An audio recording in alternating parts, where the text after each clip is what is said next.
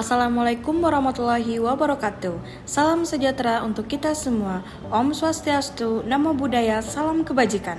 Halo Bapak Guru Penggerak yang berbahagia. Perkenalkan saya Tiara Bella Pratiwi, calon guru penggerak angkatan 11 Kabupaten Kuantan, Singingi. Saya akan memaparkan kesimpulan dan refleksi pemikiran Ki Hajar Dewantara. Pengajaran dan pendidikan adalah dua hal yang berbeda.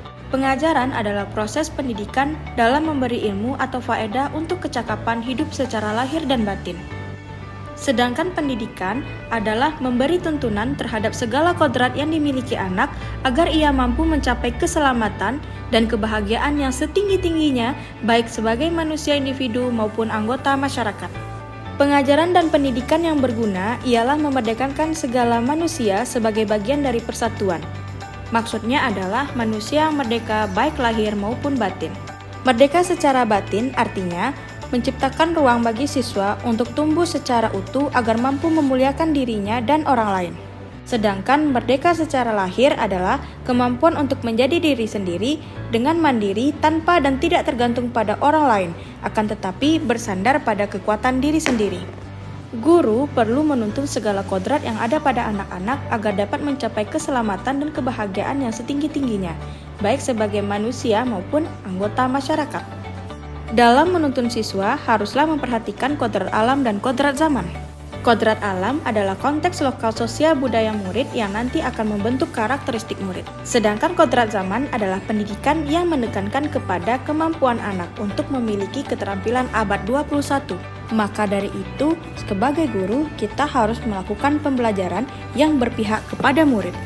Lalu, apa saja yang saya percaya tentang murid dan pembelajaran di kelas sebelum saya mempelajari modul 1.1? Sebelum mempelajari modul 1.1, saya beranggapan bahwa guru adalah penguasa kelas. Artinya, gurulah yang menentukan bagaimana sistem pembelajaran di kelas itu berjalan, tanpa meminta pendapat dari siswa. Segala aktivitas pembelajaran akan difokuskan kepada guru atau yang disebut dengan teacher center. Karena guru mendominasi dalam pembelajaran, maka siswa pasif dalam pembelajaran. Siswa enggan memberikan pendapat, menyampaikan keluh kesah, bahkan mereka tidak bebas berekspresi. Pada akhirnya, pembelajaran tidak akan menyenangkan dan cenderung membosankan. Sebagai guru, saya juga menuntut siswa untuk mengikuti segala bentuk ajaran. Alasannya adalah segala yang diajarkan adalah hal yang terbaik untuk siswa. Padahal, mungkin saja hal ini bertentangan dengan minat, bakat, dan kebutuhan siswa. Sehingga siswa merasa bingung dan terbebani agar bisa sesuai dengan keinginan guru. Saya juga tidak begitu mengenal karakter siswa. Saya menganggap bahwa seluruh siswa ini memiliki karakter yang sama. Sebagai contoh, dalam mengambil peran pembelajaran, siswa dituntut untuk melakukan hal yang sama dengan siswa yang lainnya, dan tidak melakukan pembelajaran yang berdiferensiasi. Saya juga dulunya hanya berfokus pada nilai kognitif. Menurut saya, siswa yang telah mencapai KKM adalah siswa yang berhasil. Begitu juga sebaliknya, siswa yang tidak mencapai KKM adalah siswa yang gagal. Saya juga sering terbebani dengan banyaknya siswa yang tidak mencapai kriteria. Dalam mengajar, saya juga menjadi guru yang emosional. Segala sesuatu yang tidak sesuai dengan keinginan saya, seperti siswa yang ribut di kelas, siswa yang tidak mengerjakan tugas, atau siswa yang tidak memahami materi saya, membuat saya merasa emosi, sehingga siswa tidak antusias dalam menyambut pembelajaran saya. Lalu, apa yang berubah dari pemikiran atau perilaku saya setelah mempelajari modul ini? Setelah mempelajari modul 1.1, banyak hal yang berubah dari diri saya, terutama dalam memberikan pembelajaran kepada siswa. Pertama, saya sudah menerapkan student center. Pembelajaran berpusat kepada siswa, di mana siswa mampu untuk menjadi siswa yang aktif dan mandiri dalam proses belajarnya, dan memiliki tanggung jawab serta inisiatif untuk mengenali kebutuhan belajarnya. Sedangkan saya sebagai guru berperan sebagai fasilitator. Suasana kelas menjadi aktif dan interaktif. Siswa tidak lagi malu-malu di kelas, mereka juga bebas berekspresi, menyatakan pendapat. Tidak lupa, saya memberikan apresiasi kepada siswa yang aktif, serta mendorong siswa yang masih pasif dalam belajar agar memiliki peran dalam pembelajaran. Saya juga mengubah konsep guru dari yang menuntut siswa menjadi guru yang menuntun siswa. Setelah mempelajari modul ini, saya membimbing siswa-siswa saya agar mereka jauh lebih mengenali diri mereka sendiri, potensi, bakat, kelebihan, dan kekurangan diri mereka. Selanjutnya, saya juga mengenali karakter siswa. Mengenali karakter siswa adalah hal yang paling penting bagi saya karena setiap siswa memiliki gaya belajarnya sendiri.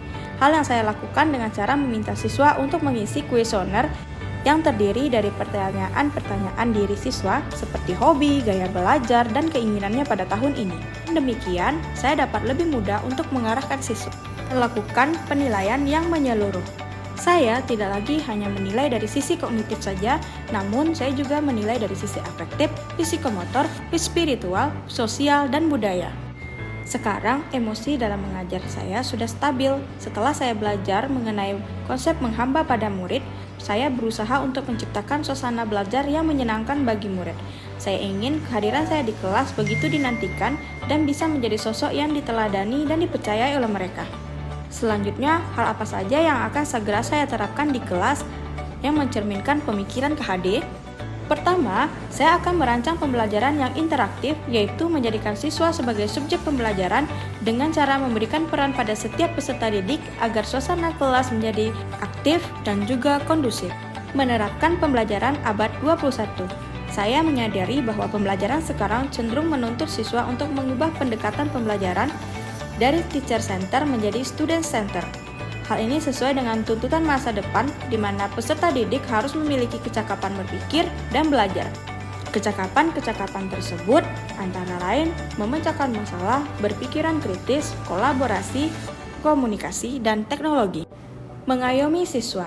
Saya akan memperlakukan siswa saya secara adil meskipun mereka memiliki latar belakang dan karakter yang berbeda. Saya harus mampu menjadi seseorang yang membentuk karakter yang baik kepada siswa. Terima kasih sudah menyaksikan video ini. Semoga banyak hal yang baik yang bisa rekan-rekan ambil. Salam guru penggerak. Assalamualaikum warahmatullahi wabarakatuh.